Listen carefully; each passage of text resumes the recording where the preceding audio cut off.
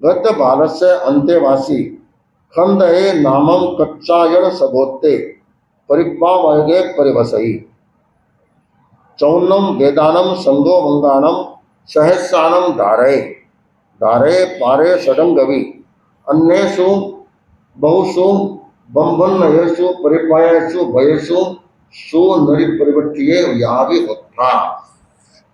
भगवान महावीर कैंजला नगरी में पधारे। पास में जो महानगर था सावत्थी, उस सावत्थी नगरी में एक परिव्राजक रहता था।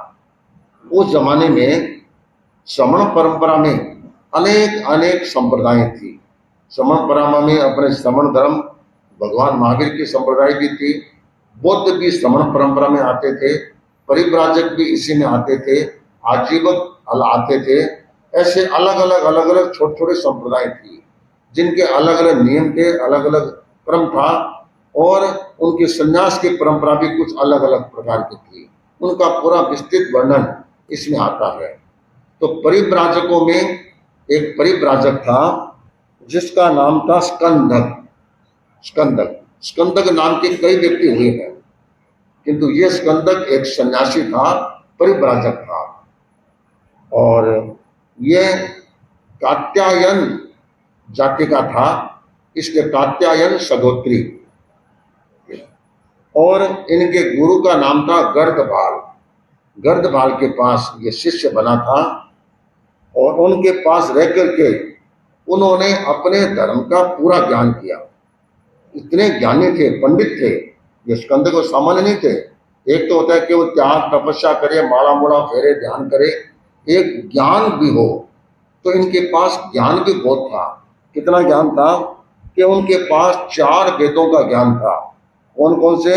ऋग्वेद, यजुर्वेद, सामवेद और अथर्ववेद। इन चारों वेदों के वे प्रकांड विद्वान थे। इसके अलावा 5वां अध्ययन था उनका इतिहास का। इतिहास के भी वे अच्छे जानकार थे, अच्छे ढंग से जानकारी करते थे। और उसके बाद उनमें 6ठा निघंटु। निघंटु का मतलब होता है कि कई रहस्यपूर्ण बातें होती है, उनके भी वे अच्छे ढंग से जानने वाले थे। फिर आया कि 6 अंगों के ज्ञाता थे। 6 अंग। 6 अंग कौन कौन से होते हैं? पहला शिक्षा। शिक्षा का मतलब जिनको उच्चारण का ज्ञान है।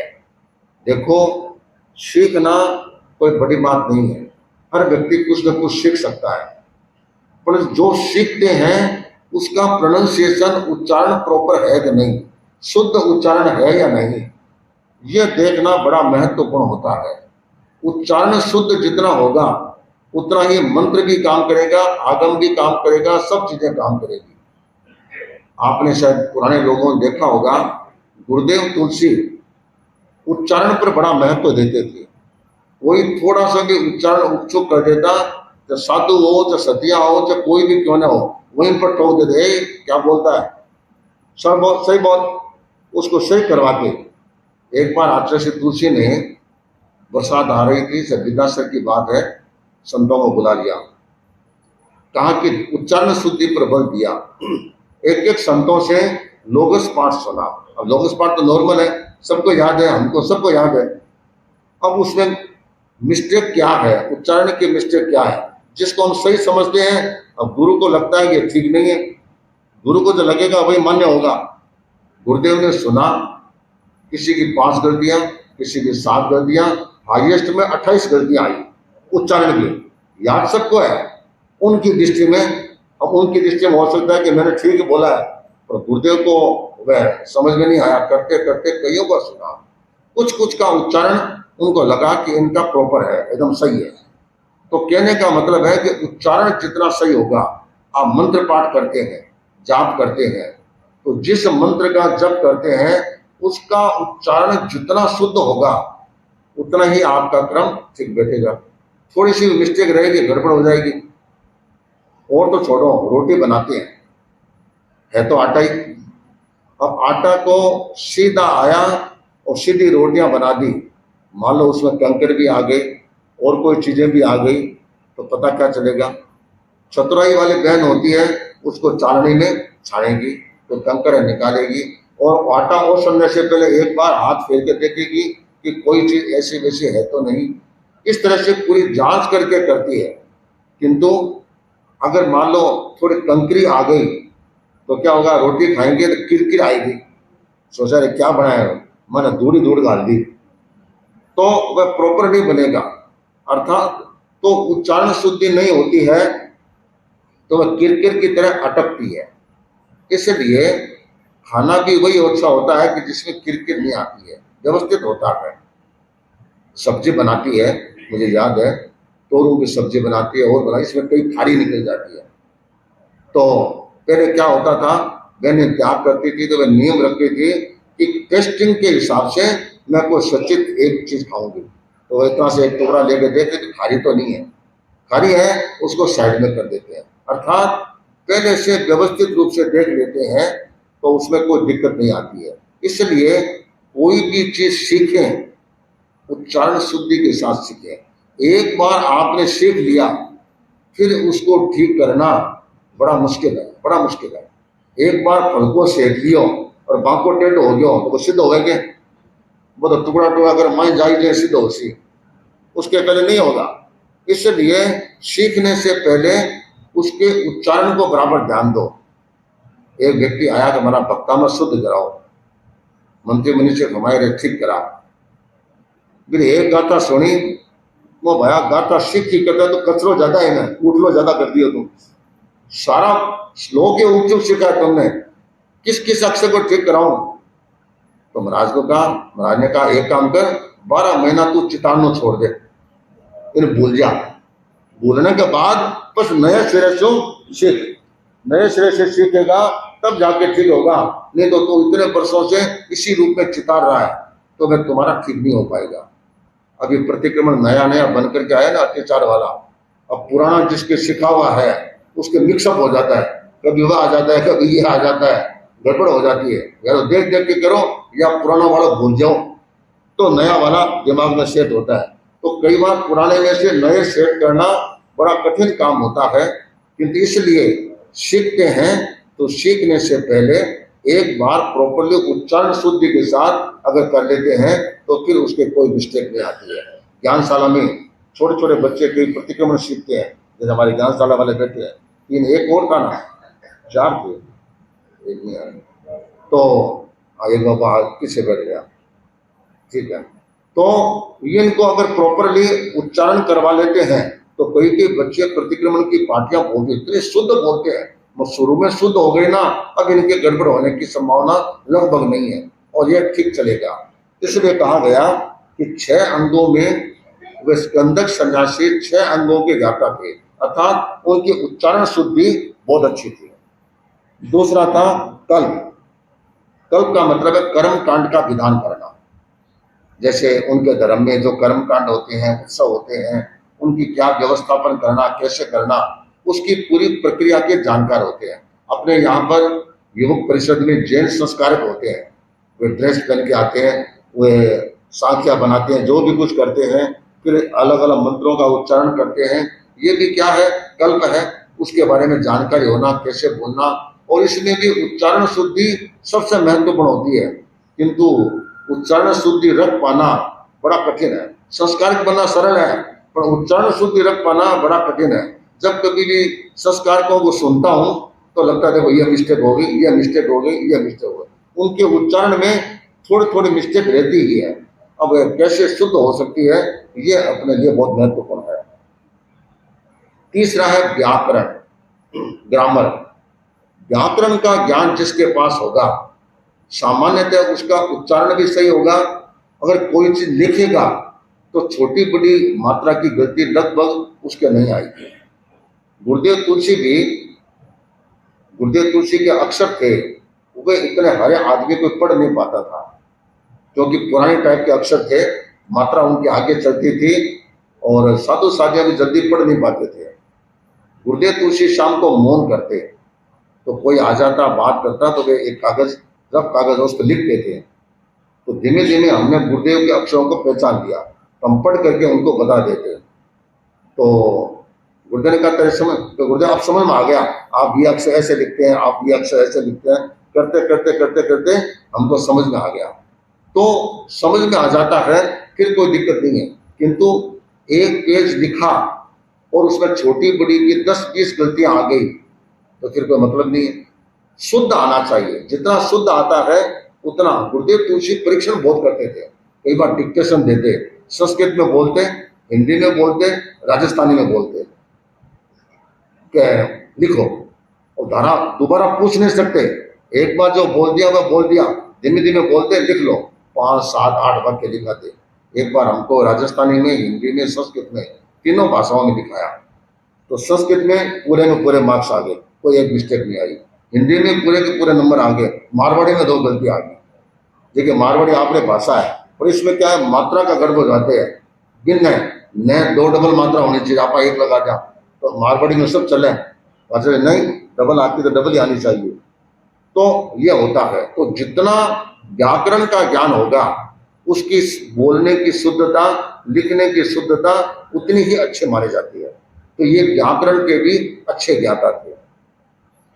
छंद, छंद शास्त्र का ज्ञाता। छंद हमारे संस्कृत भाषा में 36 प्रकार के छंद माने गए हैं।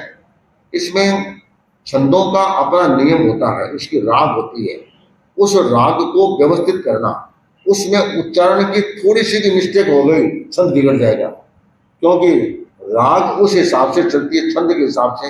आप भक्तामर बोलते हैं, राग में बोलते हैं, महावीर अष्टकम बोलते हैं, ये क्या, ये छंद है अलग अलग, कोई बसंत का छंद है, कोई मंदाक्रांता है, कोई अनुष्टुप है, अलग अलग छंद में उसका क्रम होता है।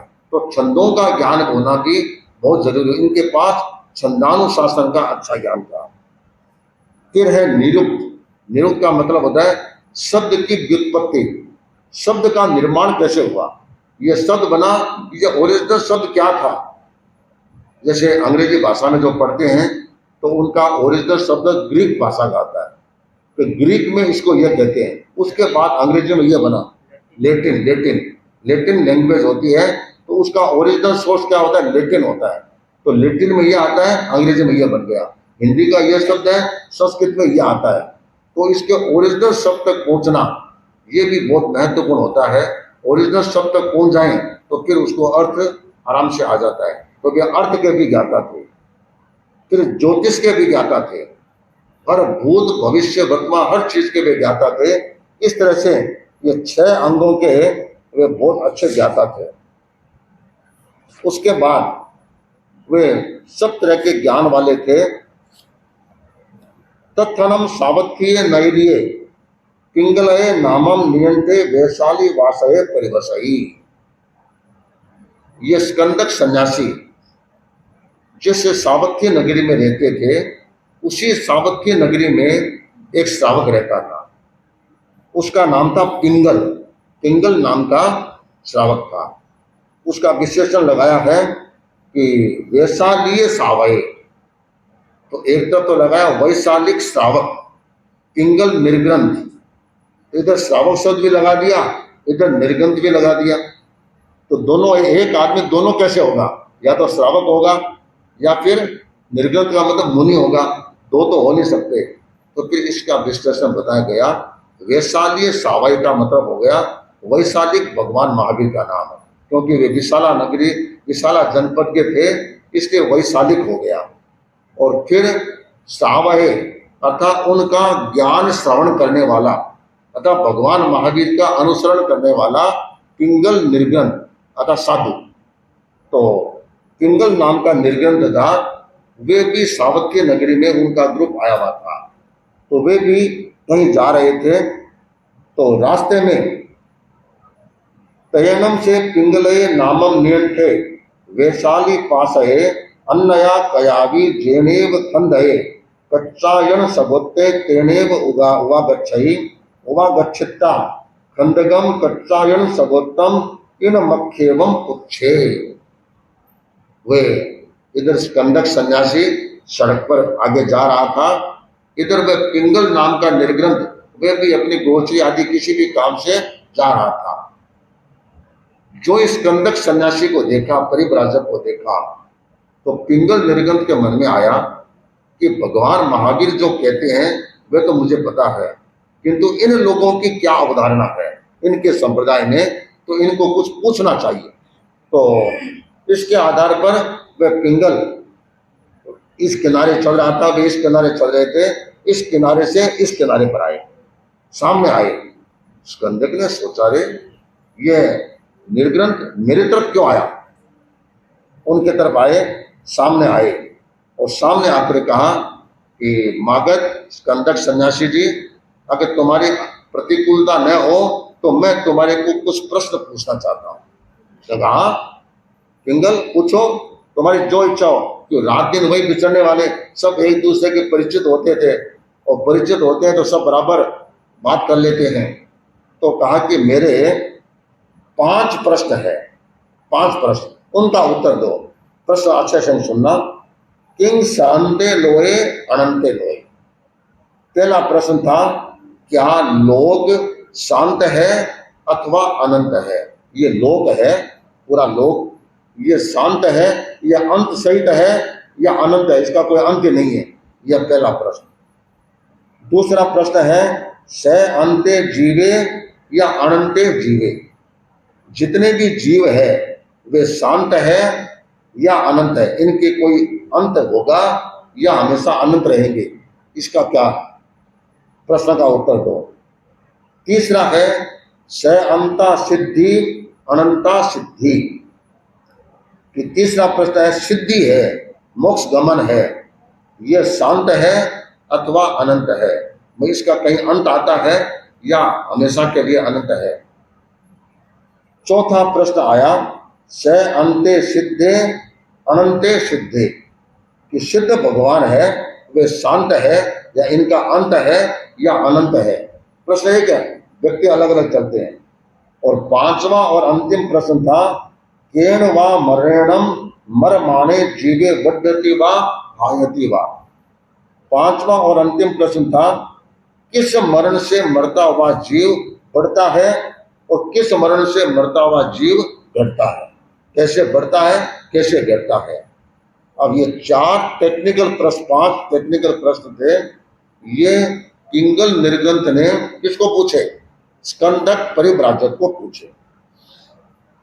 ये सुना, बड़े ज्ञानी थे स्कंदक सन्यासी। ये प्रश्न सुने तो भगवती में आता है, तयनम से खंदये कि कच्चायन सगोते। ये प्रश्न सुना और सुनते ही उस चिंतन में लग गए, तो इस प्रश्न का उत्तर क्या दो। अब वे स्कंदक सन्यासी इसके उत्तर के बारे में चिंतन कर रहा है। चिंतन करके क्या करता है, इसकी चर्चा अपन आगे